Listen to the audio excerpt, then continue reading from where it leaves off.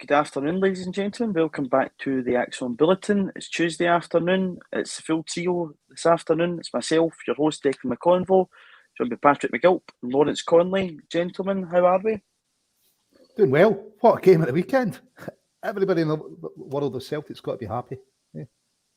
We sure are happy. We'll be looking right over that game at the weekend because it is probably the best performance, arguably, under Ange Postecoglou in the league so far. It's probably one of the most dominant away performances I've ever watched as a Celtic fan. It was all one-way traffic for large periods of the game. And we'll be looking at transfer links. We're seeing Celtic linked with 3 players from the J-League. We'll be looking at Thursday's match. That's the headline, our bullet line today is we want everyone up and running. These comes from Ange's comments picked up on in the Daily Record last night when he was speaking about the game on Thursday, saying there's no such thing as a dead rubber at Celtic. Patrick, come to you first. Dundee United away was always going to be a hard fixture. After Thursday night's injuries, Jota, Stephen Welsh, and Anthony Ralston, it looked as though it was even going to be even tougher, but no issues whatsoever. No, none at all. And, the last 2 games against Dundee United have been pretty tough. Hate to bring the mood down, but we lost a league title the last time we went to Tannadice, and then we drew 1-1 very disappointingly at the end of September. The last time we played them at home. So, no, expecting a tough game, and even with all those injuries racking up, you thought, if we're going to drop points in December, it's probably going to be happening soon. But then, out of nowhere, well, not out of nowhere, but semi-surprisingly, you get the most dominant away performance of the last 7 or 8 years, certainly statistically, and on the eye as well. I mean, we're absolutely immense first half. Tom Rogic called upon his inner Paddy McCourt, his inner Lionel Messi to score the first goal, and then the pass from McGregor and the touch from Turnbull for the second as well. It's absolutely phenomenal, and the second half wasn't too bad either. No, second bad wasn't too bad either, and that third goal certainly sealed the deal in the second half. Lawrence, do you think Lionel Messi's got posters of Tom Rogic in his wall? He's studying videos how to improve his game, isn't he? Week in week, he's getting him sent over. But I tell you what, young Scales, what a composed finish. I know it take a deflection, but the way he opened his body, didn't panic, just another player with minutes in his legs. So it's all good. Good to see Taylor back. I thought much better balance to the team. We just seem to move it quicker, which probably resulted in, was part of that performance. The fact that it was more natural having a left back at left back.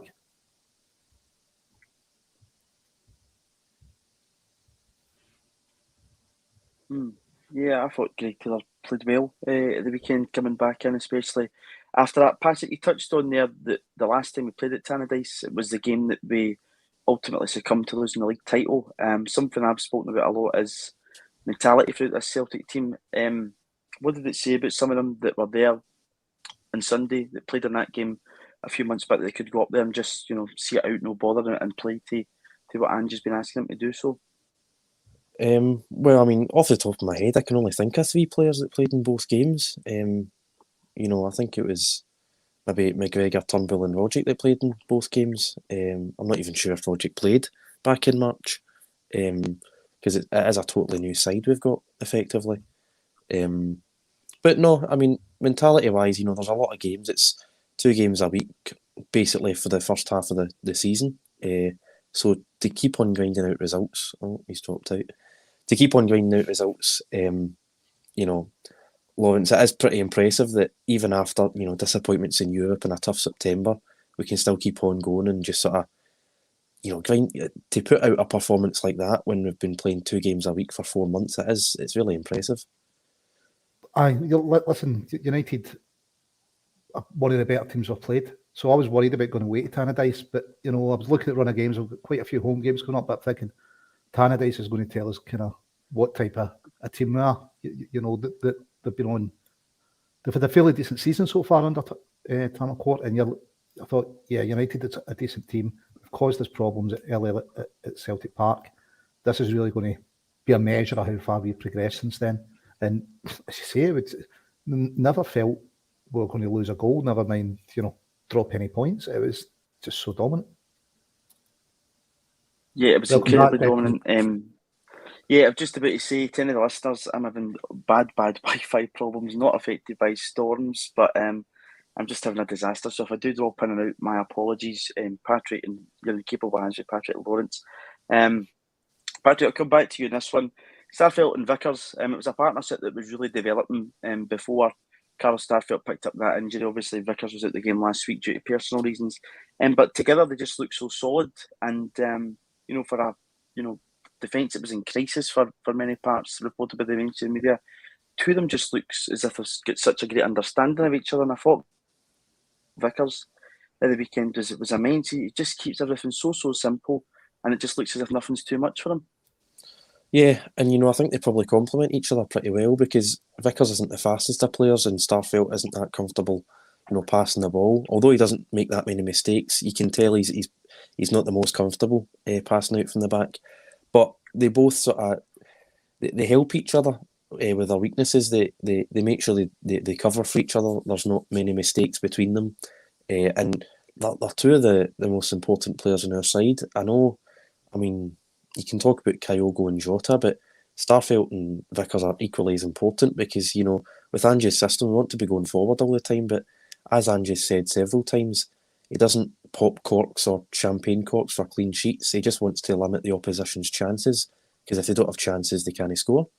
And them, I think Carter Vickers has been sensational since he came in, but Starfelt's improvement since his shaky start at Tynecastle has been, it's been phenomenal, and it's been really, really important to our success, and he's arguably our most important player just now. Yeah, definitely, and centre defence has always been a position that I think, even in recent years when we've had success, it's still been a position that we've been weak in, and we've not always trusted the players there. But just now we do seem to have two real solid defenders. Lawrence, the injury to Tony Ralston last week gave us a chance to see Josip Juranovic go to his natural position at right back on Thursday evening, and then he started there at the weekend. What did you make of him at right back? Did you see much difference in his game compared to when he plays at left? I think We're using the opinion it was much a similar performance, or did they just? I thought it looked to be a bit more comfortable at right back. To be honest, Dundee United tried that ball every time for Charlie Mulgrew down our right hand channel, and they never get any joy because Juranovic just dealt with it all the time, and Vickers took the step across and got in there. Defensively, it was sound. Kind of, I suppose, midfield did a couple of slack passes. Got up the line a lot more and put in some decent crosses. I think there's a bit more finesse about his crosses, whereas Tony just seems to hammer them across sometimes. But yeah, probably the only way he was going to get the jersey off of Ralston was Ralston getting injured. So unfortunately, Tony's getting injured. But we've got a right back that can step in, and Greg Taylor's back. It just gives such a, I thought, better balance to the whole team having Greg there. You've no worries, I think, about Juranovic, whether he plays left or right back. The only worry is he going to stay on penalties, or are we going to give them to someone else? Because I'd quite like to see him staying on the penalties. Yeah, as long as he doesn't give us too many hearts and mouse smokers with Panecas, but as long as he hits the back of the net, none of us are really that bothered. Patrick, Greg Taylor, for a long part of his Celtic career, has been one of the scapegoats in the team. Probably due to the fact that a lot of the guys around him just are better football players, but in the Ralston mould, he does a job for us. What did you make him coming back in? I know he was getting high praise in terms of his stats in the game. It was his first game back for a long time. Important to get him back, I think, at this point in time of the season, isn't it? Yeah, well, in a performance with so many standouts, you're arguably better not having a standout performance as a defender, because you're looking at all these midfield and attacking players creating so many chances, and we're giving them nothing at the back, and so you don't really get to see people like Taylor and Juranovic and Carter Vickers and Starfelt, and that's maybe what you want, because if those players are to stand out, it might be because of a mistake. So yeah, I didn't think it wasn't like a man of the match performance. I thought he'd done well for his first, I think it's his first start back, I might be right in saying, one of his first games back anyway. And I think it does. I think it brings better balance to the team. I think even Mikey Johnson looks slightly better with a left back behind him as opposed to a right back. Not to say Juranovic done badly at left back. It just gives more balance to the team, makes the team more comfortable, because Jovanovic is making passes and taking touches and putting crosses in with his right foot on the left side. And I think it slows the game down a bit because you're taking an extra touch or two. So It's coming even in if inside, yeah. Aye, exactly. So even if Taylor isn't the most accomplished, at least he can put in crosses first time as opposed to having to cut back and can make passes first time. So I think it quickens the game up a bit, which is only good news for us. Yeah, absolutely. Lawrence, I looked at a graphic from the game on Sunday there, and it showed Greg Taylor and Juranovic in very advanced positions round about the halfway line, leaving the two centre halves to sit. We'll come on to Callum McGregor in that number 6 position, but it then allowed the central areas for us to overload in the central areas, which I think really caught Dundee United off guard. We also saw, we spoke about the genius of Tom Rodgers earlier on, dropping wide to get that ball. I think, the point that you said earlier on, it did look as if there was a greater balance to that Celtic team. And again, you've got guys slotting back in like Greg Taylor, knows where he's to be, and it's just playing to that Postecoglou system that we became so familiar with. Yeah, but I mean, I don't think it's any... it's not a chance that Ange came out early in the season and praised Taylor and Ralston for the way they've played for him as inverted fullbacks. The balance is brilliant. Patrick touched on it. Taylor just moves the ball quicker because it's on his left. It's just more natural, where Juranovic is having to just take an extra touch, and it slows it down and gives the other team a wee bit time to get settled. Well, inverted fullbacks, it's overloading the midfield, isn't it? And it's just giving us those extra players, freeing Rodgers to do his magic. And yeah, brilliant. Turnbull, it was a great goal. Don't think it was his best performance, but Mikey Johnston, it was good to see him get 90 minutes. I think he's not back to the level he can get to, but it was a better performance than he's had recently.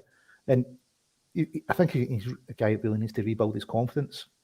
Taylor, I think, helped a bit, but maybe it's just minutes as well. Ange just touched on it. He needs to get everyone up and running. We need people that can just come in like Greg and just slot right in, and you're not noticing. There's no degradation of the team when Greg Taylor comes in. If anything, it lifted a wee bit. So we need players like that. And Cal Mack back to number 6. The boy's just amazing, isn't he? He's just everywhere. It's, we're spoiled for number 6s now, I think. You've got Beto and McCarthy, Cal Mack. Don't know where that leaves Sorrell. I don't know if he's maybe one that's going to be, we'll try and move on in January, but he's got to be 4th choice out of those, hasn't he? So, yeah. And the front 3 was just immense. And obviously that's where Ange he's looking to bring in another reinforcement there. But yeah, it's all looking good. If you put in performances like that, you're not going to lose games. No. Patrick, on that, the overloading the opposition in central areas, a lot's been spoke about on here, especially between the 3 years, about that midfield, getting the balance right. But McGregor's at number 6 on Sunday was absolutely sensational. Some of the passes he was picking out, his positional play was excellent. He was covering for the Starfelt and Vickers, which I think gives them greater confidence in the game. If we play like that every week, is that the midfield that we go with, or would you like to see McGregor, doing what Rodgers and Turnbull was doing and getting into those advanced positions? Because we know Callum McGregor likes a goal as well, but for a lot of the times in the game, he was getting right up there and about it too, and probably was unlucky not to score his cell. Yeah, I mean, his influence, he just sort of pulling the strings. It's unbelievable, really, just how good he is. I think I've said a few times, I think he's the best midfielder in Scotland on his day. I know people like Rodgers, but I still think it's Callum McGregor. And I think Sunday showed that he's certainly staked a claim. But no, that's the midfield that I would play most of the time, with him in the 6 and Turnbull and Rodgers ahead of him. Obviously, you need to rotate. You can't play the same 3 guys 50 games a season. You have players like McCarthy and Beaton that can come in. You can move McGregor forward. You even seen him at left wing under Rodgers in that 2017-18 season. I don't think I'd like to see that again, if I'm being honest. But he can play a multitude of positions, and by the looks of things, so can Hatate, who will be coming in awfully soon. So it gives us even more cover. But no, I prefer him in that 6 role. Maybe not in Europe. Maybe I'd like to see us go a wee bit more defensive in Europe. Maybe bring in Beaton and McCarthy, but or even to slow the game down if we're 2 or 3-0 up domestically, and maybe move McGregor forward then. But no, when we're playing domestically and we're trying to play free-flowing attacking football, I'd like to see McGregor in the role he was in Sunday. Yeah, I thought when your Beaton came on, Lawrence, he looked very comfortable again and was pinging passes about like nobody's business. But again, it's just good that we've got players that can come off the bench and just slot in so comfortable, so easily, which is just something that, we've asked a lot of questions about the squad, but now we're starting to see the squad being used that wee bit better and managed, and players getting up to the speed that the manager probably wants.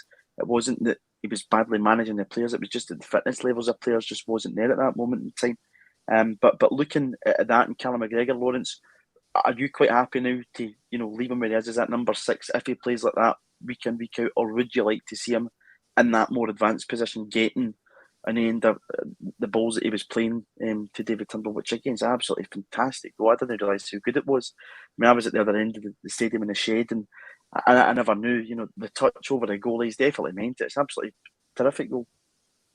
Well, I think he's wasted at number 6. He's brilliant, but we've got another 2 cracking number 6s there. I just think he's better further forward, and it's probably further forward where we lack options in the midfield. We've got Turnbull, Rogic, and it is McGregor. You're thinking, well, who else?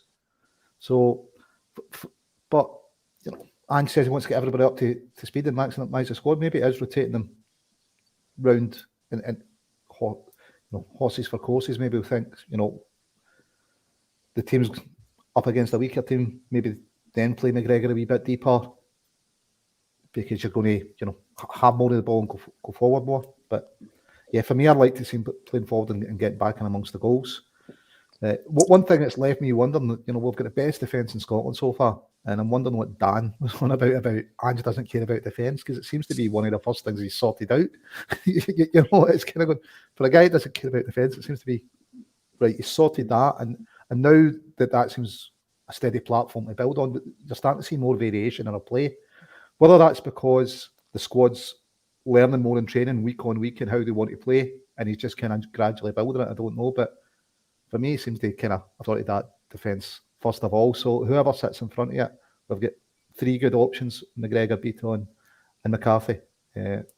Beaton was I thought it was great. Just his range of passing is just phenomenal, isn't it? Hopefully he'll get back amongst the goals. He used to score a couple of long range efforts. But yeah, no, for me, McGregor further forward. For me, I prefer seeing him further forward. But listen, Ange knows his stuff. If he thinks he's better playing at number 6, I'll just kind of bow to Ange's wisdom. Yeah, I think we're all doing that. I saw a tweet the other day saying, we're all living in Ange Postecoglou's world and whatnot. So, yeah, we certainly are. In Patrick, we're rolling back the years with some Celtic players that I think a lot is. Me, for one, I'd probably no opposition to Tom Rogic heading to Qatar in the summer the other year. Beaton, if you'd have told me, a couple of £1 million, I'd probably had him out the door. But, Ange Postecoglou certainly turned these guys' form around. Well, McMillan's came in the comments to say Rogic showed grit and determination, something I wouldn't said about him previously. I would say we've seen that, in flashes from Tom Rogic, but see a goal like that at the weekend, Patrick, it just lifts everybody around you, because you just see one individual where he gets the ball. I think he goes past 4 or 5 players. It's absolutely outrageous to score a goal like that, and the lift that must give players around him. It's certainly something that gives you a right confidence booster in a game like that, at a venue like that at Tannadice. 100%, and I think he runs faster with the ball than he does without the ball. You said that about grit and determination as well. He was putting in some amount of challenges. I mean, I don't think I've ever seen Rogic put in that many challenges. Successful challenges as well. Ange said that. Ange was talking about how you can't get the ball off him because he's so strong. And it might not look that way when you're watching him, because sometimes his touches look a bit... You think he's going to lose the ball and he just sort of pulls something from nowhere and he manages to dribble around a few players. Well, it's unbelievable. It's like a string to his boot. I think it's the futsal, because he's an ex-futsal player, isn't it? That's kind of... I think it's amazing how he's managed to carry that over. Aye. But I mean, you can see the strength when he's trying to win the ball back, and he done that successfully so many times on Sunday. And I think we're probably missing that in the early part of the season. Both him and Turnbull were a bit, powder puff, bit lightweight, and players were running and passing right through them. And it sort of left Starfelt and I think probably Welsh at the time with quite a lot to do. But then the midfielders have sort of toughened up a bit, put in a few more challenges, and then Carter Vickers and Starfelt have improved as well. So it shows you, that's the reason we're not conceding many goals. Yeah, no, 100%. And just to give the boys at Social Recluse a wee shout out for this T-shirt, I think they probably do still have some left. It's part of a campaign in 2019, or no, 2020, sorry. It says under it, "Where you went, others follow," obviously a tribute to Celtic's greatest ever captain. And, defender, and as Lawrence was saying there, talking about defending, Lawrence, has it just been a seamless transition under Ange Postecoglou where he's not needed to focus on the defence too much because we attack so well? And anything that does come at the back just seems to be dealt with so simply by the guys that are there. Because, the two centre halves just look now like very comfortable, natural defenders that keep it very simple. I know Celtic fans get a bit wary when we start passing the ball around the back, but, there has been mistakes come from that this season. But two of them are showing that are decent players. And we'll get on to Vickers' price there because somebody's talking about that in the comments. But is it just that we go forward so much we don't really need to worry about that defence? I don't think so. I think, a big change is Joe Hart. Yeah, I think it really gives the confidence, even if he was a bit light in one of his balls across the front of goal on his touches. I think we've all seen the defence improving. There has, at the beginning of the season, I don't know if they had the confidence that they have now when it comes to passing it round about the back. And I think that's grown just the more they do it. That, they're quite relaxed now with Ange's instructions, saying, what, we can't take it. We can't, the boy's in 10 yards of space. It's an easy pass to him. I don't need to worry about it. It's not just kind of lump it forward now. Seamless. We've not lost a lot of goals, but I'd definitely say that, there's an upwards trajectory of the defensive performance.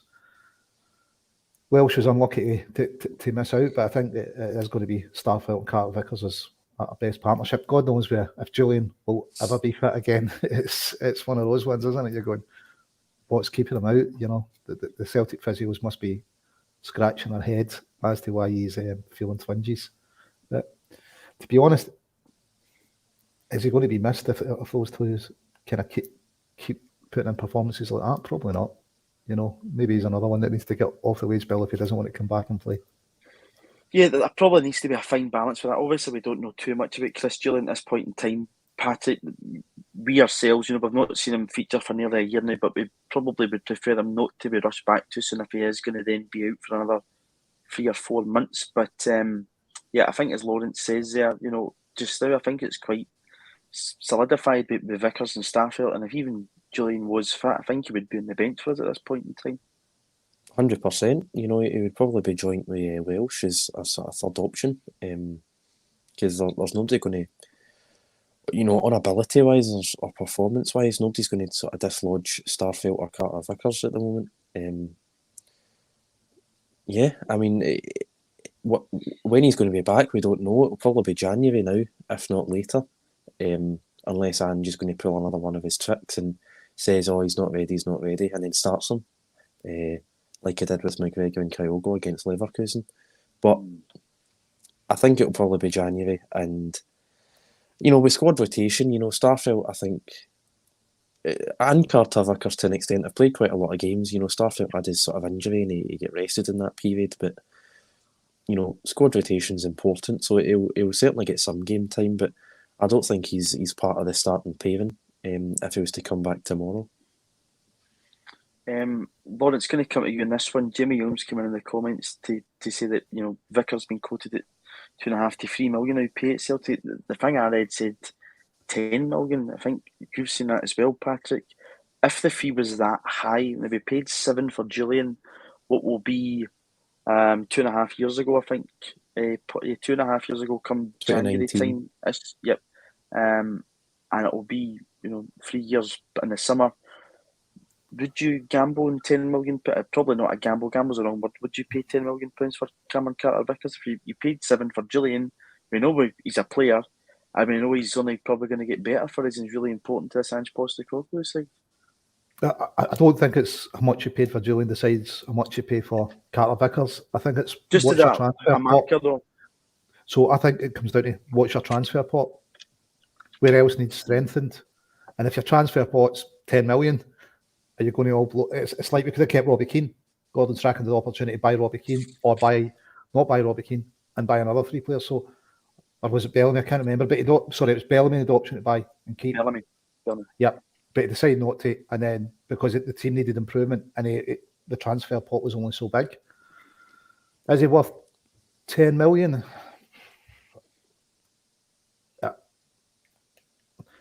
I think it's hard to say so far. He's decent. He's 23. American. I think the 2.5. If I've got that agreed, it's a no-brainer to kind of activate that. When you get up to 10 million, you're really looking at your budget, aren't you? Because that's a huge chunk. If it's 10 in him, how much is Jota? 6.5, 7.5. 6.5, I think. So that'd be 16.5 between just those two. For much of the team standing still. I know you get to retain them in the team, but you're kind of going, right, where's money to improve the team then? So, yeah, it's going to see how, I suppose, whoever comes in this January window works out at and who we sell. Listen, if we can get 5 million for Barkas and a Yeti for both of them, buy one, get one free deal or something, it makes it easier to invest, doesn't it? But... yeah, 10 million's a lot for us. I can't remember the last time we spent, what was it, Edward? Was he 9.5? Yeah, it was 9. Yep, 9. Never spent £10 million. Yeah, it's kind of... So Edward's...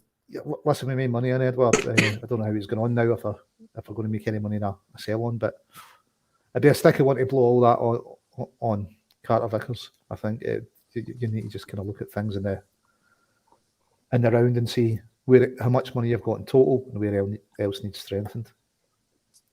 Yeah. Patrick, obviously, Lawrence touched on it. We're going to come on to the 3 boys from the J League, but it could be a fine balance here because, I've been keeping up to date with Dan, who's appeared in Acsom before. He's a Japanese football journalist over there. And he's speaking about the price tags of the 3 boys that were linked with just down, basically, in a roundabout way, saying it'd be daylight robbery for the prices that were getting quoted at in the Japanese media to bring them over here. Could it be that fine balance that we exploit markets that we don't usually go into, pick up some real gems and players, and then we look to using the bulk of the transfer budget that, as Lawrence touched on players like Jota and Vickers, that is probably likely that we are going to get a decent sell on for eventually, and are very important to the manager's system. Yeah, I'm not entirely sure of the price in total for the 3 guys we're going to be bringing in January. I know one of them's a bit of a weird one. He's not meant to be that impressive, but Hatate and Maeda are meant to be pretty good. And then you've obviously got Kyogo as well, who I think the Japanese made the league's best 11 for the season, so it must be not bad. All right, Kyogo finished third top goal scorer. He left halfway through, so there you go. And he was apparently a steal, and I think we'd agree he was a steal. I think we got him for something like 3 or 4 million. I can't quite remember, but I think 10 million for Carter Vickers, I don't think you can justify that, if I'm being perfectly honest. I know he's been impressive, but I think you can get a player just as good as Carter Vickers for less. Starfelt has been, man of the match the last couple of games, in my opinion, and we got him for 5.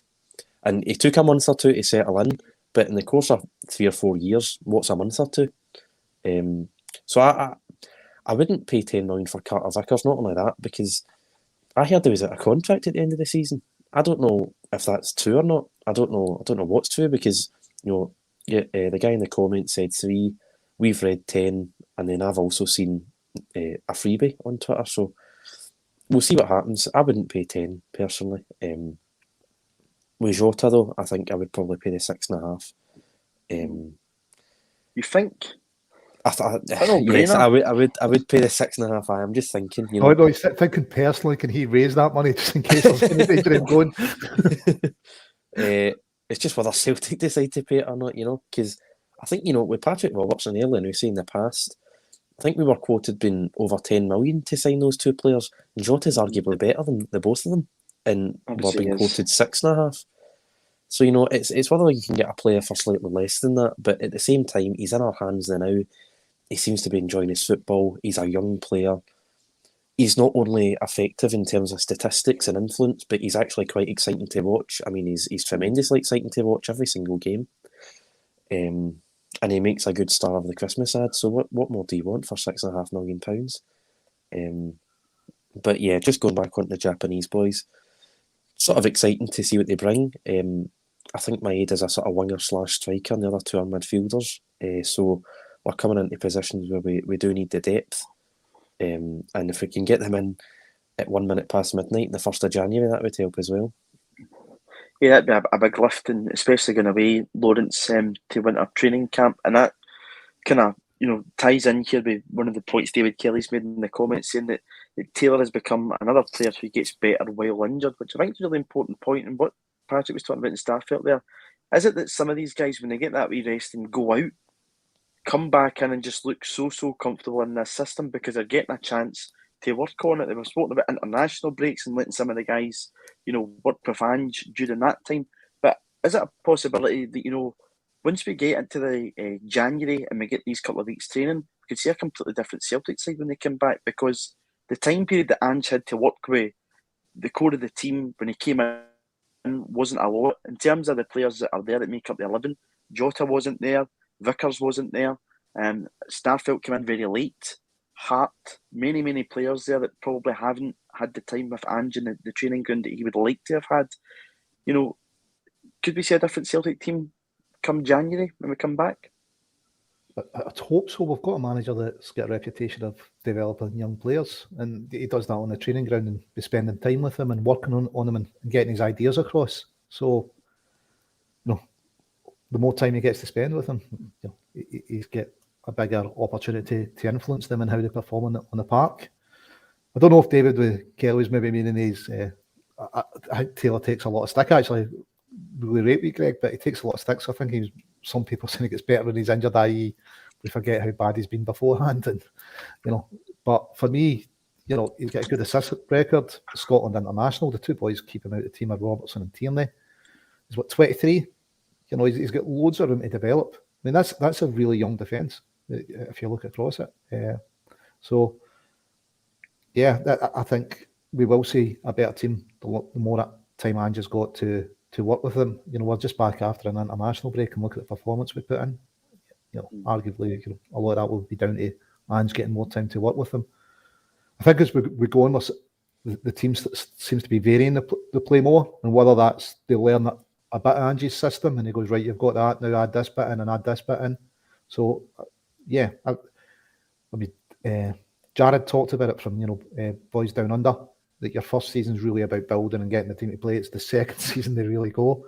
So you can see this team kind of progressing throughout the season. So it'd be brilliant to watch next season if Jared's right. If the second season is going to be even better than performances this season. It's going to be, I think, phenomenal. 2022 could be quite a thrilling year to watch Celtic, Patrick. But there's a few important points I think that Lawrence touches on there. And, players coming back in, adapting to the system, adding bits to the system. But one of the points he's touched on there is, since we've come back after the break, it's been high-pressure games. I remember the game at Celtic's a lot of pressure, but we've come through a semi-final of the League Cup and a game that was always going to be very difficult. Came through it. 2 great wins at home to Aberdeen and Hearts. The best performances to watch, but 6 points between them, and games that we thoroughly deserved to win. I thought we were very dominant in both games in terms of that. And again, we missed out in Leverkusen. Probably was a worry between us because we get such a great run of form between the previous international break and up until that one, and we've came back and again just slipped right back into where we were. It just shows the feel-good factor that must be around Lennoxtown just there, when you can see that in the park, when you've got the players interact with the fans and the manager interact with the fans. Everything just there is positive. And in a few weeks' time, Ange has the chance to kind of tick a box off and hopefully bring back silverware to Celtic Park. Yeah, and in the first week of that last international break, when he won the October Manager of the Month award, he was quoted as saying he's sort of been avoiding looking at the heavy fixture list he's got. But we've handled it pretty well with the results we've had. If you're to say to me before the international break, would you take that? I'd have certainly taken it so far. To narrowly miss out on a result away to Leverkusen is phenomenal, especially when you consider the scoreline in the first game.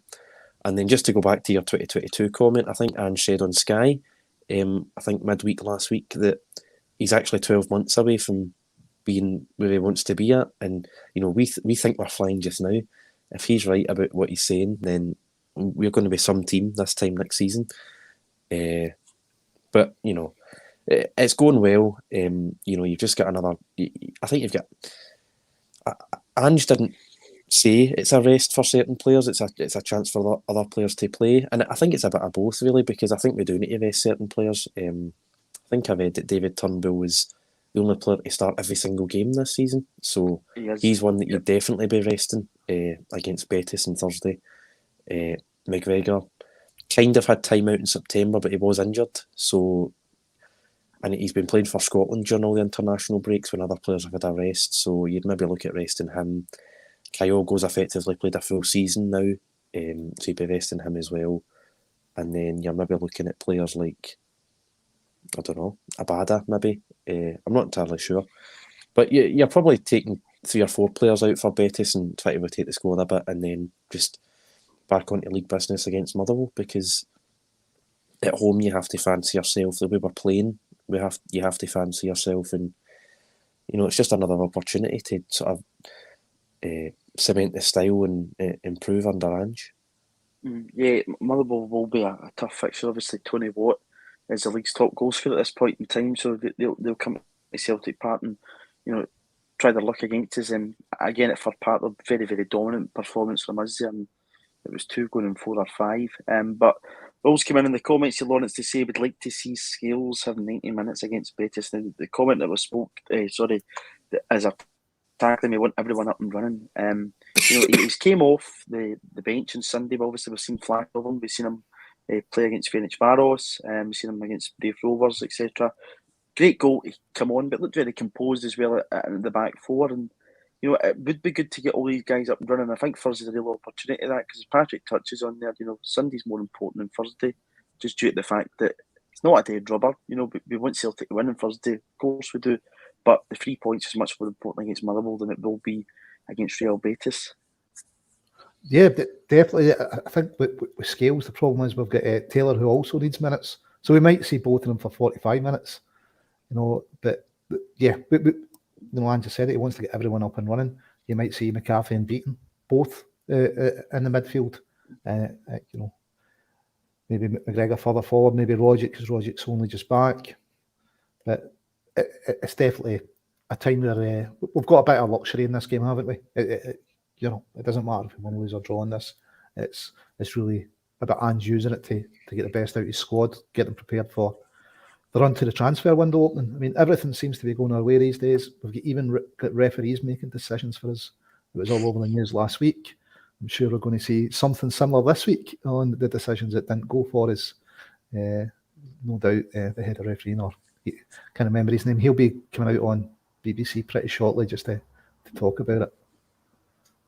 Yeah, and Patrick, it's good to see that some people have managed to move on for 1989 and Roy Aitken's throwing.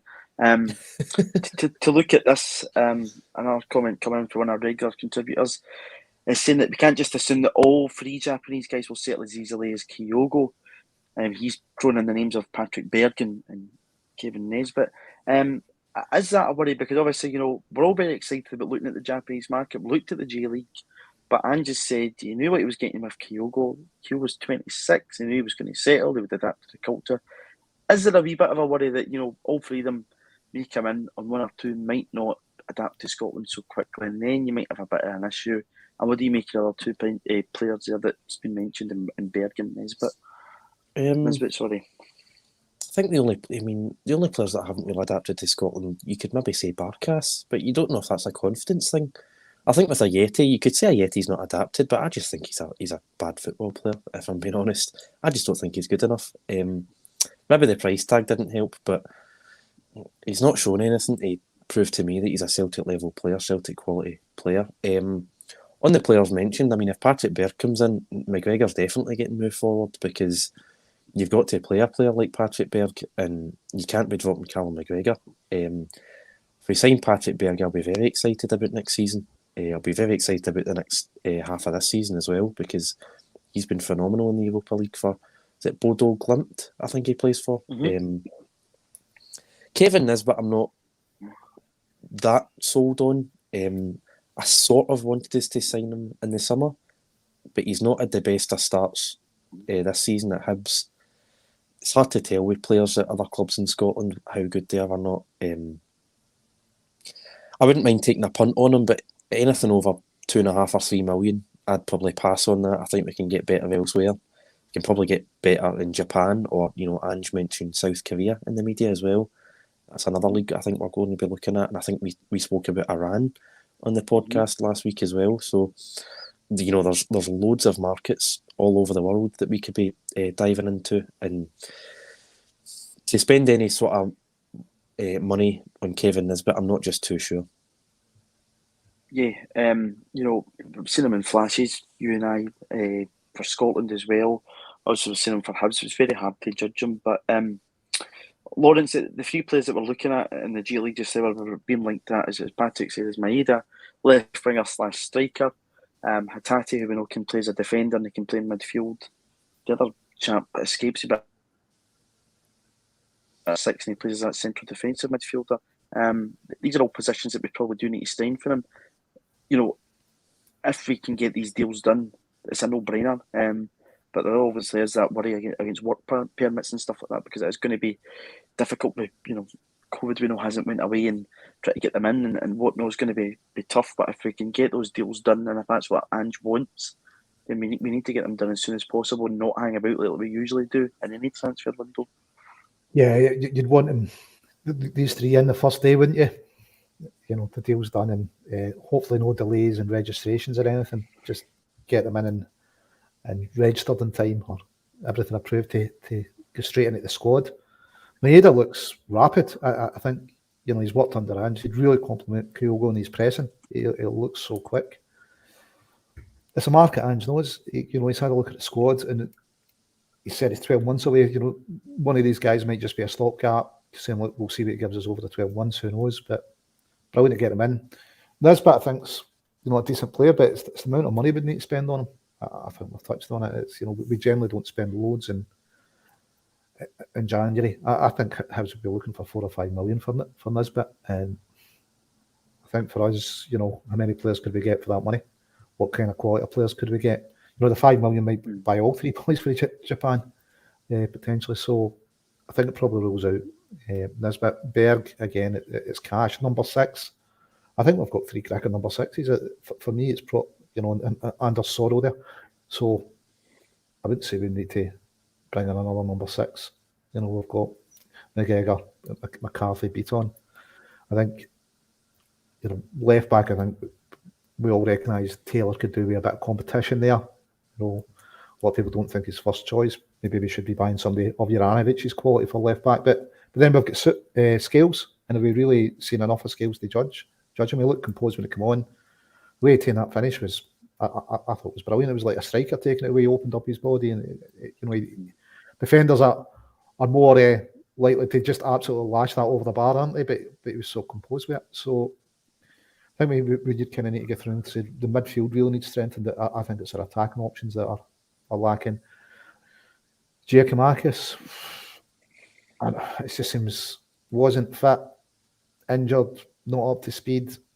I think we're really needing another option up front, especially if we can find somebody to buy a Yeti. I'm not too sure if we could find someone out there. Probably look for a guy with a guide dog, but yeah, we need to kind of go through it and say, right, where do we need strength? And I think up front, we're attacking options. Ideguchi's the other name that was I forgot to have her on. But again, if we do bring him in, Patrick, what does that say about McCarthy, Sorrell, Beaton, if we're going to buy another number 6? Because he's certainly not the position. I don't think we do need to strengthen at this point in time. Or does that tell you the manager, one, doesn't fancy, 2, McCarthy, maybe not his signing as such, and I think it's maybe just coming as that stopgap signing, or is it just, strengthening the squad and we might see one depart? I mean, thinking on that, we do have sort of 4 players who are available in that number 6 position. You're then buying a defensive midfielder, so that's 5 players.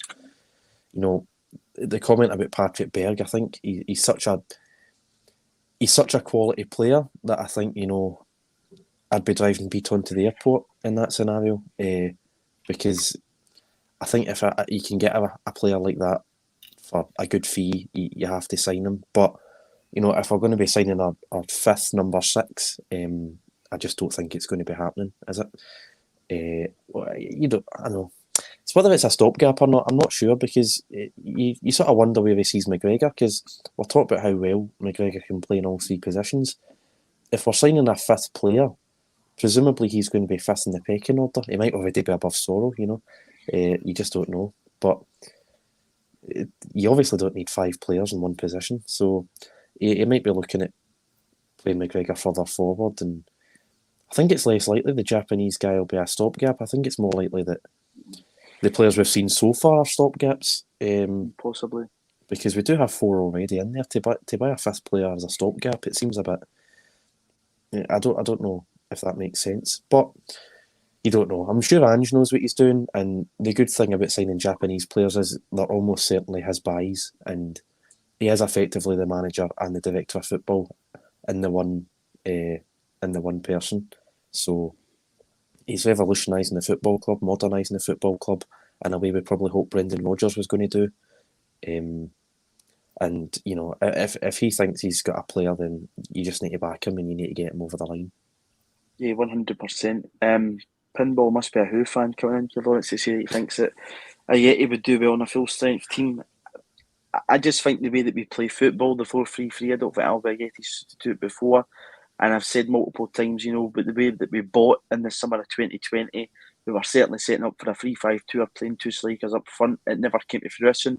I know we ended up going to that at 4-1-2-1-2, not to give you any post-traumatic stress disorders from last season, but I just don't think Ayeti's going to do it in an Ange Postecoglou team, just with the amount of what's expected of the front three in terms of the runners, what you expect. Yeah, I don't. It doesn't seem like a guy that closes down. He seems like he plays as part of a partnership up front. He plays as one of number 2. Listen, it's obvious he's the third choice striker already. I think if Ange really fancied him, we might have seen more of a development player rather than Giacomakis come in. I mean, he came in straight to number 2. Straight away he's your option ahead of Ayeti. Ayeti's got, he's come from the Premiership. He's going to be on big money. I think it's one of those guys. If we can get any money back from him, brilliant. If we can get him off the wage bill, even better. It's, I think he'd be on 12 grand. I think it would be more than that. You think more? Yep. What's weird? He came from West Ham, £5 million. I think he'll be pushing 18,000 pounds a week easily. They need to get him off, and he was one of those players like Skepovic that had to be persuaded. It dragged out, and I think. You know what? I think Strachan said that if they don't want to come here and play in front of 60,000 and win trophies, I don't think we should be hanging about for them. I think maybe the club should learn that, if it gets dragged out in public for a couple of weeks before a player will sign, they're probably not for us. I mean, look at the way Eddie Howe or whatever get dragged out, that didn't work. It should be, a deal that I think's done quickly. They either want to play for us or don't. And I think, Ayeti had kind of warning signals from the beginning, just the way it dragged out. And if you can move him, brilliant. I think we could all say him, Barkas, Sorrow. The 3 of them could go tomorrow as far as I'm concerned, and hopefully bring in something that we can use to strengthen. Yeah, Michael's coming in the comments, and this could be a shout. He's saying surely a team in Switzerland would take him. Basel, he did have a good record with Basel, coupled by Moyen Al-Nussi over there, but again, it depends on the price tag. I mean, we're certainly not going to recoup the £5 million that we definitely spent on him. It'll be his wages as well, though, for Switzerland, won't it? Yeah, it will be. He would need to take a cut, wouldn't he? Need to take the cut. And on that, Patrick, Thursday night could be another opportunity actually for Albion. You've spoken about, Kyogo probably getting a rest due to the volume of games that he's played.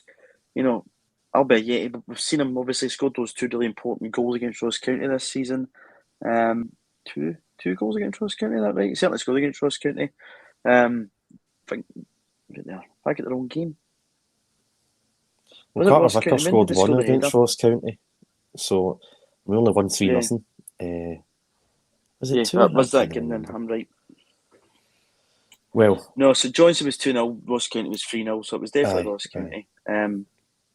But we might, see him in action on Thursday night. I actually thought he did okay over in Betis. I think it was Ayeti that started the game over there.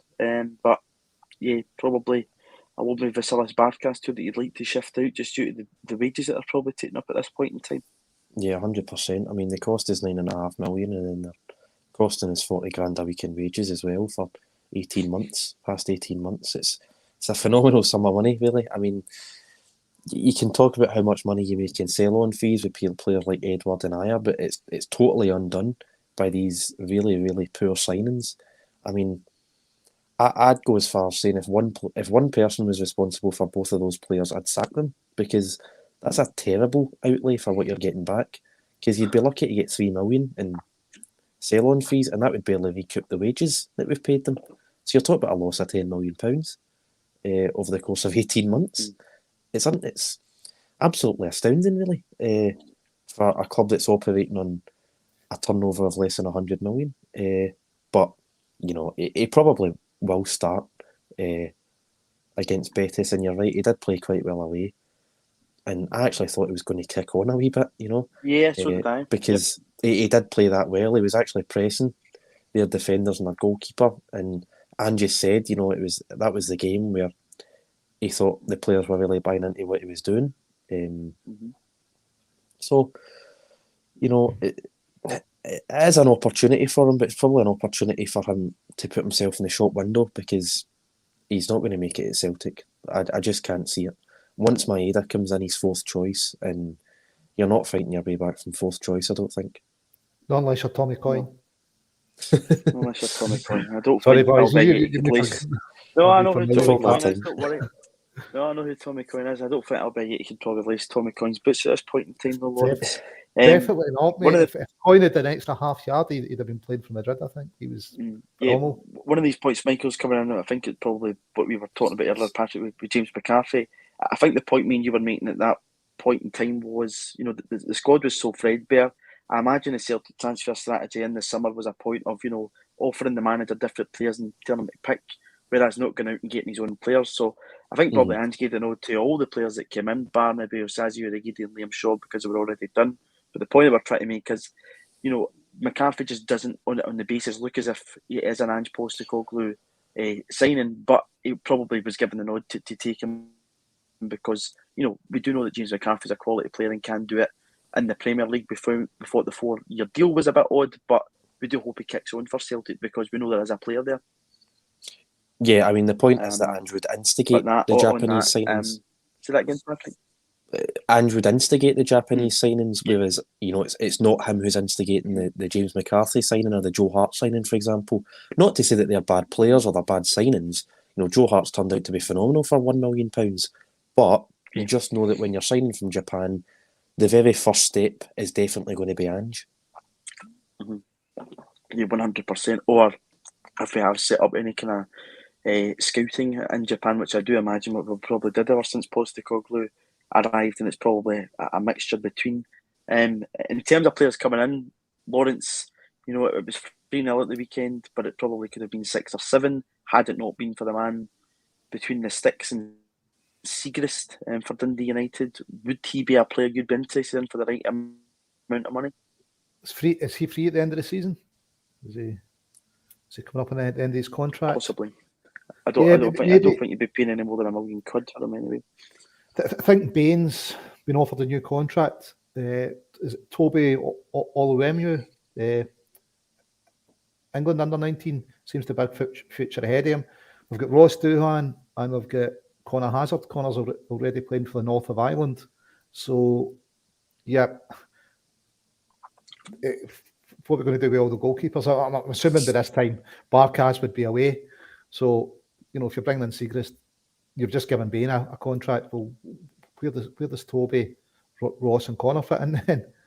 So, for me, if Bain gets a contract, why are we spending money in Siegrist? I think that's what it comes down to, because he's just going to be a blocker for 3 players that I'd like to see getting some minutes. You know, I think Connor and Ross, you know, they're about 24, aren't they? 23, 24. They've got to be looking like, you know, are they going to get a chance to be the second choice? I know Connor, many would say, won us the quadruple treble with his performance at the penalties. And I know Big Chris put away the winning penalties, but Connor certainly performed admirably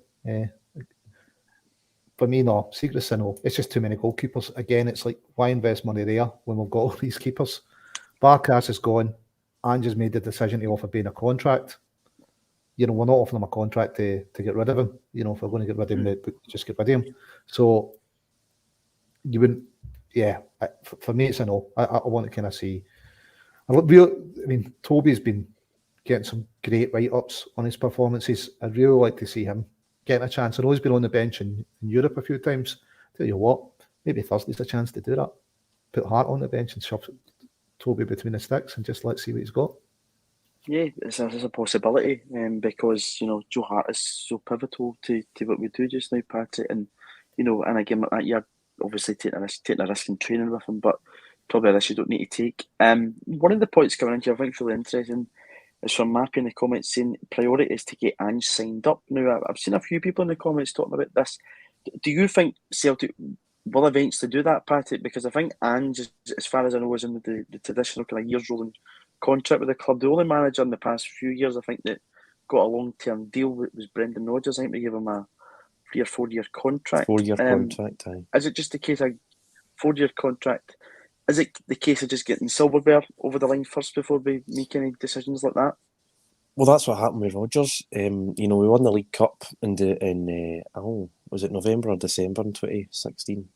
Won the League Cup late part of the first half of the season against Aberdeen 2-0. And we won the league on the 2nd of April 2017, and I think within a week we'd given him a 4 year deal.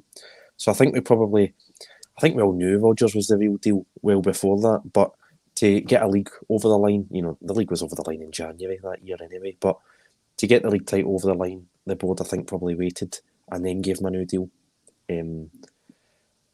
If I'd probably give Ange a new deal just now. I mean, he's obviously got something. We're only getting better, and we're bringing in quality players all the time, and you know that he's part of that.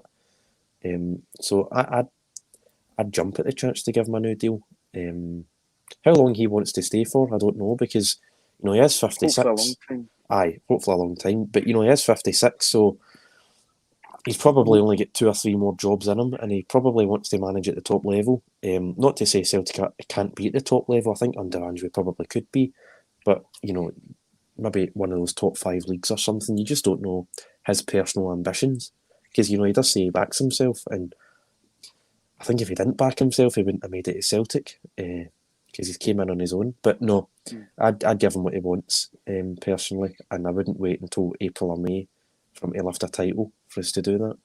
Yeah, sign him up. Rumour has it he's bought a dog, Declan, and called it Declan. So yeah, so maybe he's decided he's staying for a while. Is it true, Declan? I don't know, mate. You seem to meet him quite a lot. If he needs it walked, I don't know. If he does need it, if he needs it walked, I'll be more than happy to do it for him. But there is a balance coming in here. I'd be the opinion of both you guys that I would get him signed up. But David's coming in here to see, if we give him a loan deal and he fails, it costs us millions. We can predict the future. I don't think he will fail at Celtic. I will go out there and say that just now. I think he will be successful. If somebody comes in for him and he's on a long-term deal, we make millions. What was it, 9 million compensation for Rodgers? So I think it's the balance, isn't it? If you keep him on a 1 year deal, you don't get a lot of compensation for him. If you move him on a longer term deal, yeah, it costs you more if it doesn't work out, but you also get more if someone comes in to take him off you. It is a fine balance, as you say, Lawrence. I would hope that I don't think Ange is like Brendan Rodgers, that he would sneak away in the middle of the night and drag everything off your fireplace and put them in a bag and leave. But I would hope that Ange is here for a long time, and people are reminding us in the comments saying he's yet to beat Rangers. We've only played them once under Ange Postecoglou. He's out of 2 European competitions. I think you need to look at that Midtjylland game and what we had in the park and throughout this group, even the challenge that was already there with some teams. I know it flashes. We've looked at a good side, but again, Ange was even very honest in saying that we weren't at that level yet. We're going to get a crack at the conference. Hopefully, we'll be adding players to the side to do it. And we've not had any Silverberg yet, but again, he's given himself the best chance of doing that by putting himself in a final right away. So It is a long-term on the plan. silverware. We must give a nod to the ladies who delivered the cup against Glasgow On City. you go, Lawrence. Yep. Great to get that in, and hopefully, the boys can do what the girls have done, and add a cup before the year's out. I think it's great for them to beat Glasgow City. They've been dominating that for so long. So Fran Alonso's doing a fantastic job there. So hopefully, Ange is going to do a similar job, deliver his the League Cup before the year's out. Good transfer window. And I think if we're still in touch at the top of a good transfer window, we'll go on and win the league. Everybody's excited by the type of football he's playing as well. And there's not loads of loan players that haven't worked out last season. At one point you're going, right, Kenny, loan player, Laxalt, loan player, Duffy. Your team is almost built on loan players. At least he's bringing in young players that it seems to be developing. They seem to be getting week and week. So, yeah, I think Ange will add Celtic's second piece of silverware this season before the year's out, just to add it to the Women's Cup.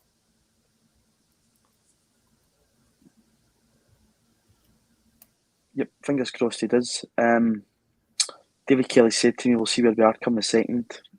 Come May, and I hope I'm proving you wrong in this one, because I do think Ange will be successful at Celtic. I was on Saturday at the weekend, and I know Lawrence was involved too. Thanks to everybody that was in the comments, watched the streams, donated whatever they had. It's went a long way.